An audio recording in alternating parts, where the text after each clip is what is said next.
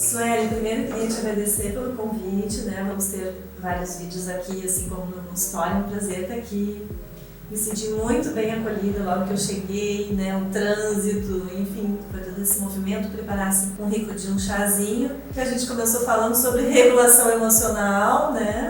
Que verbos que não são permitidos para serem usados como emoções. Como controle das nossas atitudes, sim, né? Mas a gente não tem como evitar que alguma emoção surja. Ao invés disso, a gente pensa em verbos como lidar, regular, acolher, reconhecer, né? A gente falou sobre a permissão, né, de pais e filhos poderem falar sobre as suas emoções no ambiente de casa, no ambiente que é para ser um ambiente mais seguro e acolhedor possível. A gente falou de questões culturais também.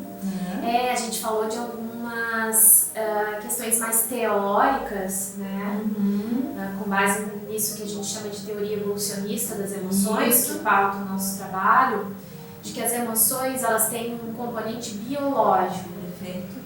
E outro componente comportamental, cognitivo, e tu trouxe muitas ideias relacionadas ao aspecto cultural, né? O que pode, não pode, disso que alguns pesquisadores chamaram, e eu compartilhei contigo, de filosofia das emoções, que a gente vai construindo, ou teoria das próprias emoções, que a gente vai aprendendo sobre as nossas emoções.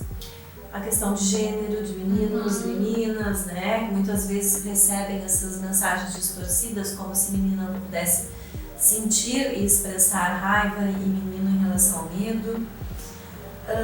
Falamos também um pouco sobre as nossas infâncias, sobre memórias em relação às emoções, né? E as nossas motivações pela psicologia para a infância. E a gente vai gravar então um vídeo, né, exclusivo sobre isso, as nossas escolhas profissionais, o que influenciou as nossas escolhas, mas que isso está muito relacionado com a forma como a gente conduz o nosso trabalho, né? No momento em que a gente recebe uma criança, em que a gente senta com os pais, quais são as nossas referências, acho que isso é importante.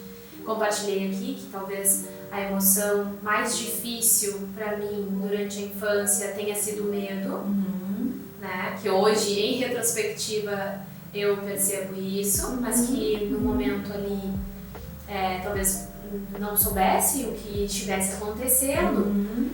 E até porque as emoções, elas muitas vezes começam no corpo. Então falamos sobre isso, né? A importância de nós conseguirmos parar um pouquinho e observar as reações do corpo, né? Que muitas vezes a gente utiliza essas expressões, tipo um nó na garganta, um aperto no peito. E o quanto isso é importante a gente exercitar, né? Conosco e com as nossas crianças. Pode ser o primeiro sinalzinho, assim, né?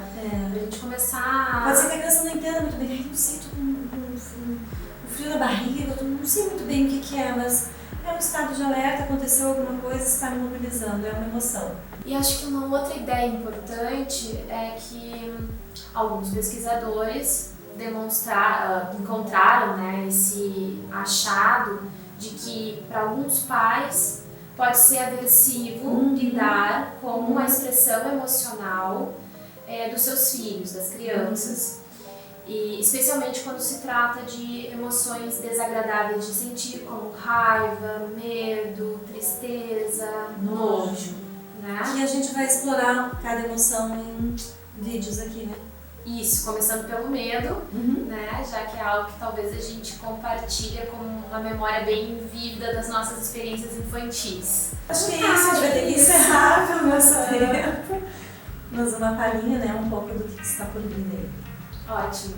Obrigada por ter me recebido aqui, por acolher junto comigo esse momento, né? Que bom.